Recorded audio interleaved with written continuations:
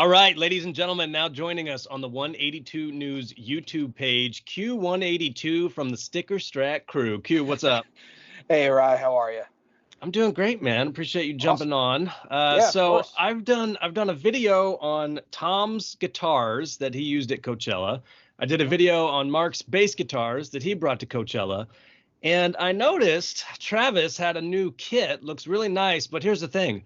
I don't know shit about drums. I know that Travis is the GOAT. I love Travis. I've been following him for so Yeah, long. I'm all about the beats and the vibes, and he just puts on a killer performance. But when he it comes does. down to the actual hardware, I had to bring on somebody who knows what the fuck they're talking about, and you're that man. Thank you. I want to start.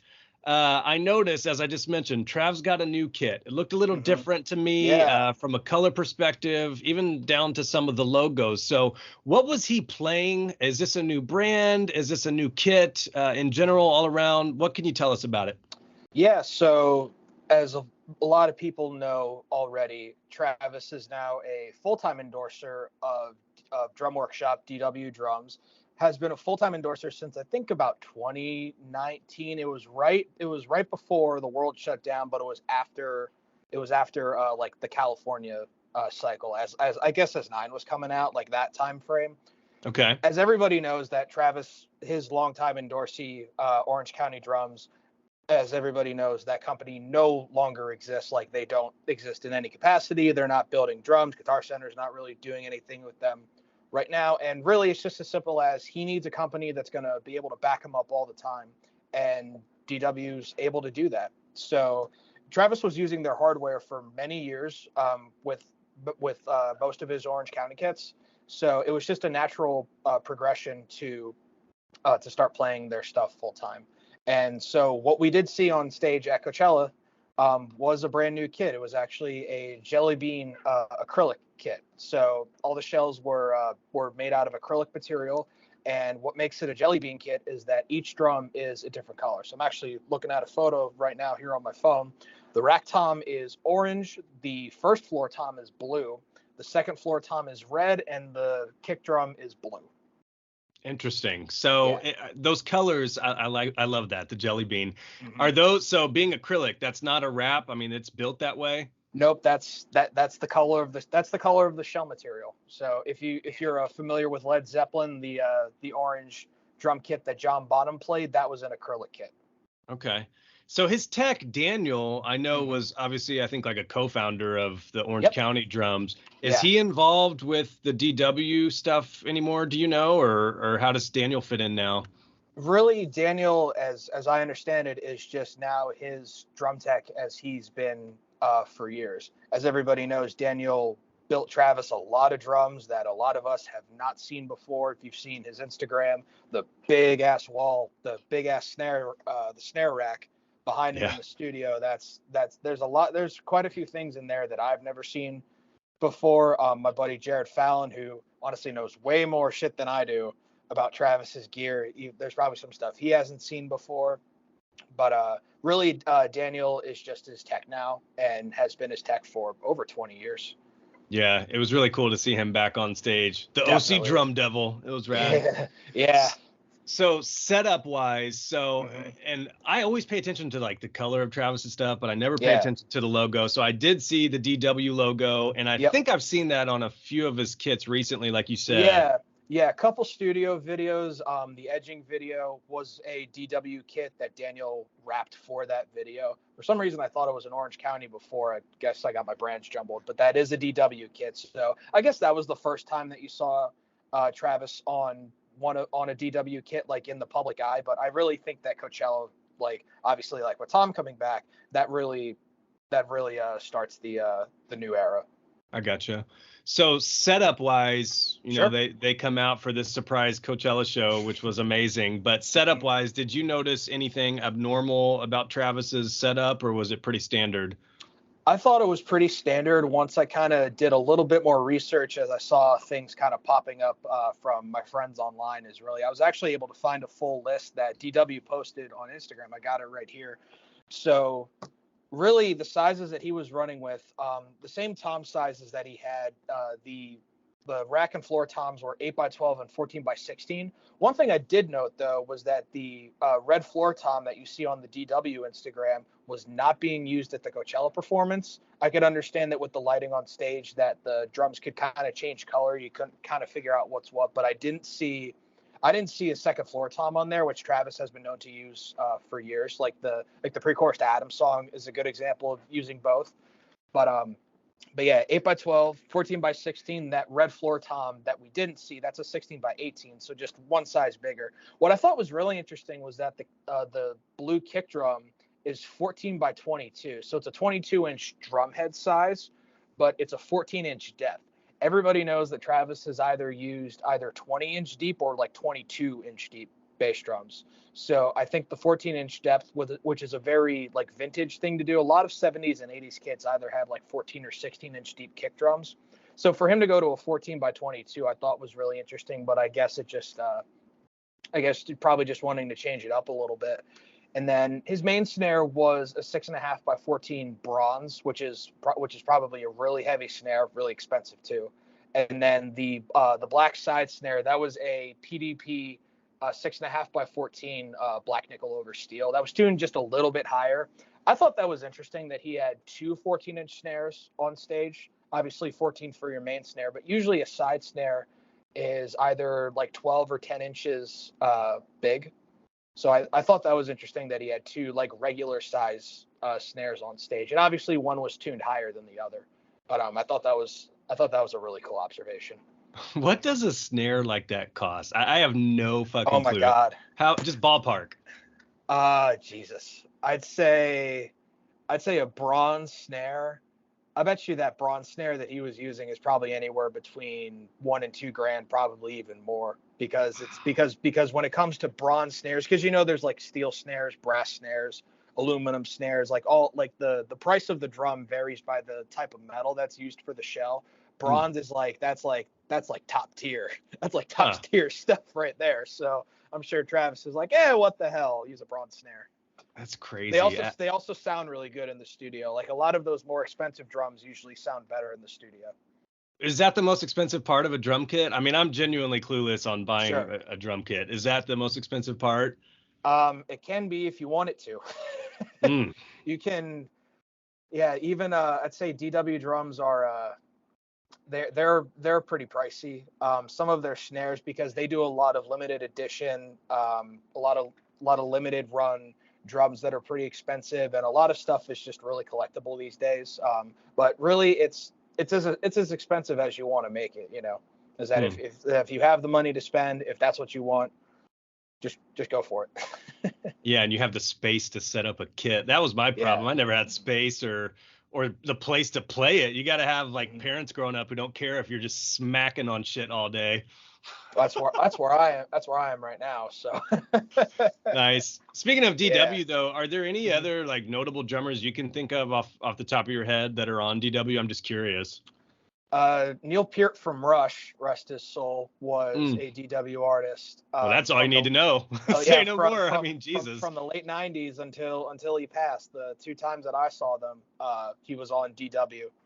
That's And awesome. so yeah, he was with them for just I think just about 20 years, which is pretty wild. Good God. Well, I mean, you're putting me on the spot. I'd have to look up their artist roster, Hey, but yeah, pretty much like all the big names are playing DW. Between Pert and Travis, I mean, those are the two goats, really, in my opinion. So it doesn't even matter. Nobody else matters after that. There you go. I'm curious though. You mentioned the smaller kick drum. Sound wise, what does that accomplish? I guess I just don't know. I think it's more projection because there's less, because it's not as deep a kick drum for when you actually strike it with the pedal, for all of that air to travel. That's less air that's being moved because it's a shorter drum. And again, because Travis loves all kinds of drums, from what I've seen, is that he doesn't just have like the super thick Orange County stuff. I know that he's got Ludwig snares. He's got all kinds of things. So I'm sure that he was probably taking cues like, oh, this is a size that I've really been liking lately. Why don't we go with this? Yeah. So it's an evolution, like with any musician. That's cool. That's cool. As far as like pedals go, was he using the same set of pedals that he typically would? Yeah, he was using from what I could tell, it was a DW 5000 with the skateboard grip tape, which he's been doing for probably since Neighborhoods. He's been putting grip tape on his pedals, and it's just and I think it's just regular like DW double braced hardware, either the 5000 or the 9000 series. They all look the same, really. It's hard to tell just in photos unless you're like looking at something like on Sweetwater or something like that. Yeah, rad. So lastly, I want to get your thoughts on the performance. I had to Yeah. do an emergency pod and basically go on a spiel for 50 minutes about how amazing Very it was. But right. overall, how did you feel about it? And then I guess specifically Travis's performance, was there anything Mhm. that struck you as different that he did or notable? I think as far as Travis's performance, because I did watch it live when I saw the notifications roll in. I thought Travis put on a great show that he always does, and just did what he did best. You know, I thought the set list was an interesting choice with some of the songs. I didn't expect Anthem Part Two to be in there or Man Overboard. Yeah. So I was pleasantly surprised to see that. I'm sure along with everybody else being so happy for Mark to walk out with Scully.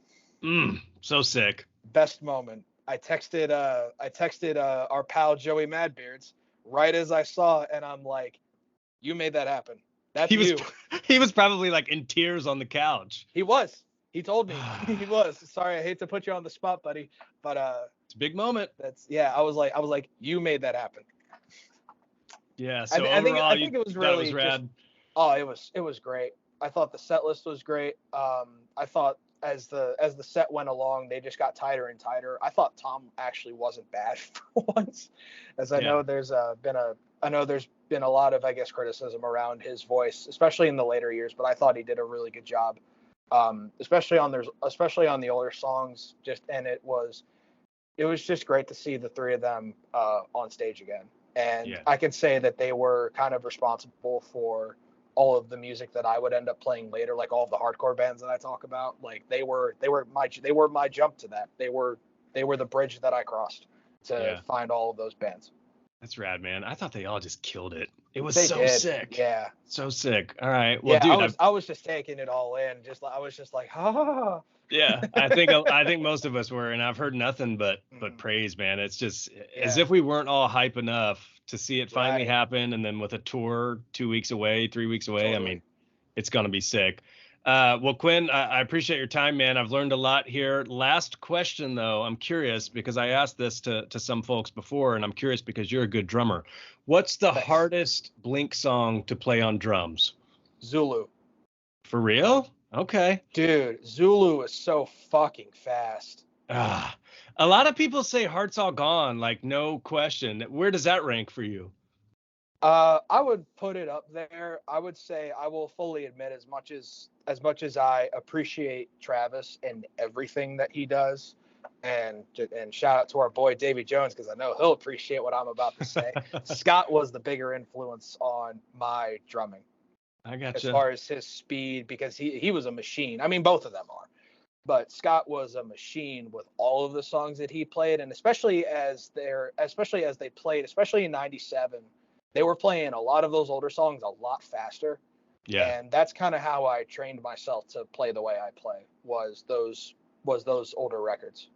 Okay. All right. There you have So it, I think Zulu. Zulu, that's it, just because that's a blazing fast song. Do you know the BPM?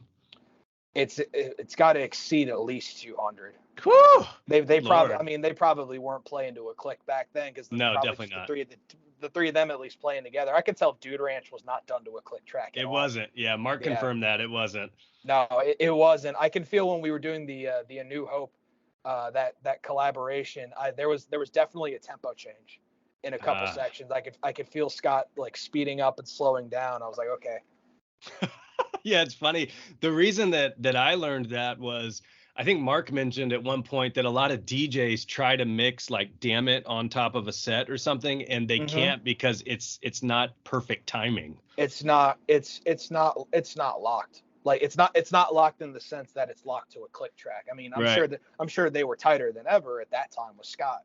But yeah, that I can listening to that album and having and even doing some of the engineering that I do, um, I could tell that this wasn't done to a click, as most of those records were. I mean, Yeah. a lot of those punk records that Dude Ranch falls into the same category. They were not done to a click track. Now I'm sure that Jerry Finn beat them senseless when they went in to do Enema of the State. That it was imperative that they played to a click track, especially Yeah. if you're playing the tape, because Yeah. they were still recording analog then.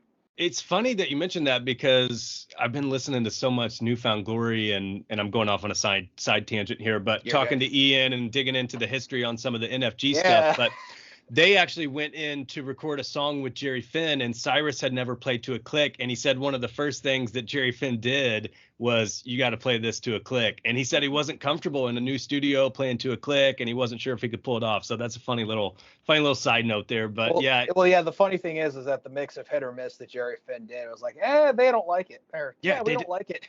They didn't like it. They didn't like it. Yeah, they didn't like it, and they didn't use it. And they weren't even like a huge band at that point. Like, that was such a huge deal for them to go out there and record with him, and for them to ultimately be like, I don't think you captured how we feel. It's interesting. And that video is out there. It's public. And in fact, I think they included that on one of the I think the 10th anniversry of that album. It was on the 10th anniversary, and I think one of them said, like, yeah, Jerry Finn did this mix, and we weren't, we weren't digging it. Just nothing personal. He did a great job, but we just weren't digging it. But the funny thing is that Jerry Finn made a point to everybody else that, like, I don't like Newfound Glory.